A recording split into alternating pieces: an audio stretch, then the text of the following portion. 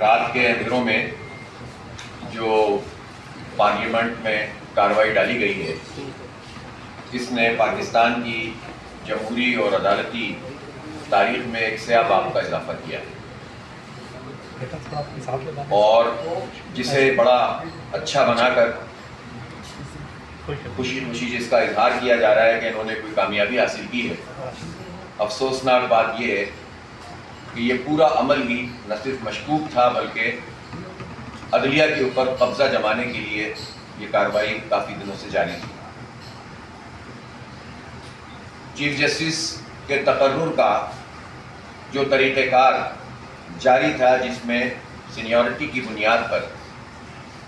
خود بخود تقرر ہو رہا تھا، اس تقرر کو پارلیمنٹ کی کمیٹی اور پھر وزیر اعظم کے ہاتھ میں دینا، یہ بہت ہی افسوسناک ہے، اور اس کے نتیجے میں عدلیہ پر اپنی گرفت کو مضبوط کرنا ہے۔ پاکستان کا جو آئین ہے 1973 کا، جس کا حوالہ پاکستان کے سینئر سیاستدان بار بار دیتے رہے ہیں،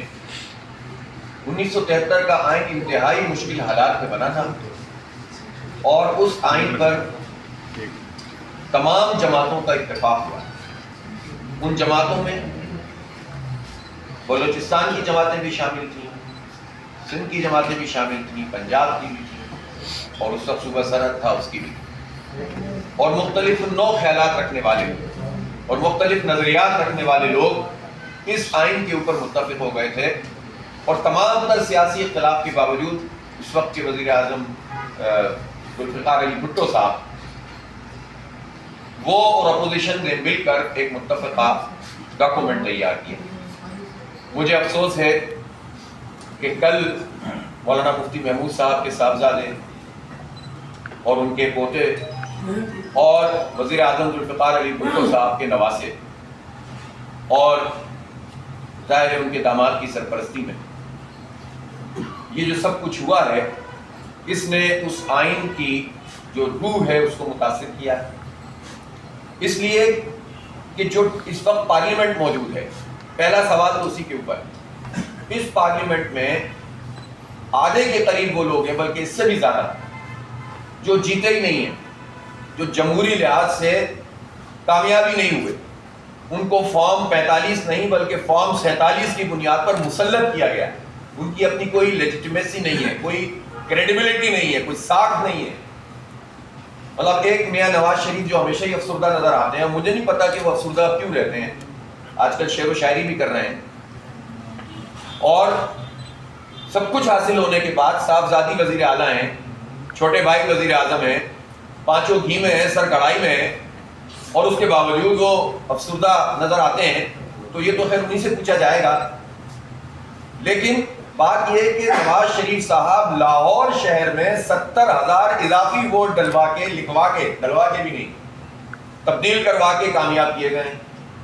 ان کی صاحبزادی بھی جعلی طریقے سے جیتی ہیں، 17-18 سیٹیں شاید نون لیگ نے جیتی ہوں، باقی سب جعلی ہیں۔ 22 سیٹیں ایم کیو ایم کی جو اس عمل میں شریک ہوئی ہیں، ان میں سے وہ ایک پولنگ اسٹیشن 5,500 میں سے کراچی کے نہیں جیتے ایم کیو ایم والے، اور 22,000 پولنگ بوتھ میں سے ایک بھی ایم کیو ایم نہیں جیتی، ایک بھی۔ ذمہ داری سے کہہ رہا ہوں، جو فارم 45 موجود ہے دیکھ لے جا کے، وہ 22 سیٹیں بھی شامل ہو گئیں۔ اور کل عملاً پی ڈی ایم 3 ایکٹیو تھی، یعنی پہلا کام پی ڈی ایم نے پاکستان کے حوالے سے یہ کیا کہ جس کو آئینی طریقہ تو کہا کہ ہم نے رجیم چینج کی، لیکن اس آئینی طریقے میں تو سندھ ہاؤس آباد ہوا تھا نا، انسانوں کی قیمتیں لگی تھی، خرید و فروخت ہوئی تھی، دباؤ ڈالے گئے تھے، اس کو یہ جمہوری اور آئینی طریقہ کہتے ہیں۔ تو اس جعلی طریقے سے جس پی ڈی ایم نے پاکستان کی جمہوریت پہ شبخون مارا تھا، وہی پی ڈی ایم کل عدالت پہ شبخون مار رہی تھی۔ اب میرے لیے یہ سوال ضرور ہے کہ اس وقت پی ڈی ایم کا سربراہ کون ہے؟ البتہ اس پی ڈی ایم نے جو کچھ اس وقت کیا جب سے پاکستان کے آپ حالات دیکھیں، پھر جب انتخابات کی تاریخ طے ہوئی تو اس کو ڈیلے کرانے میں ان لوگوں نے کردار ادا کیا، اور اب جو ہے وہ انہوں نے کل سینٹ سے اور قومی اسمبلی سے، اور یہ دلیل دینا کہ ہم حمایت نہ کرتے تو نمبر تو ان کے پورے تھے. یہ کتنی شرمناک بات ہے. اگر ان کے نمبر پورے تھے تو پوری قوم کے سامنے آتا نا. اس کوئلے کی کان میں کالا ہونے کی ضرورت کیا ہوتی ہے؟